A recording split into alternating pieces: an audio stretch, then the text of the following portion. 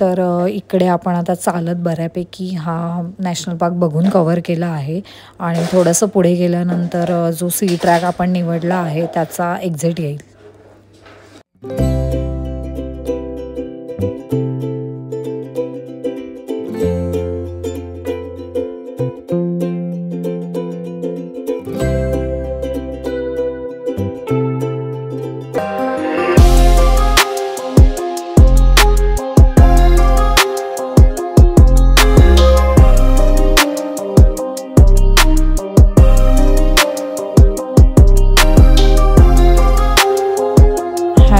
तर इकडे आपण आता चालत बऱ्यापैकी हा नॅशनल पार्क बघून कव्हर केला आहे आणि थोडंसं पुढे गेल्यानंतर जो सी ट्रॅक आपण निवडला आहे त्याचा एक्झिट येईल.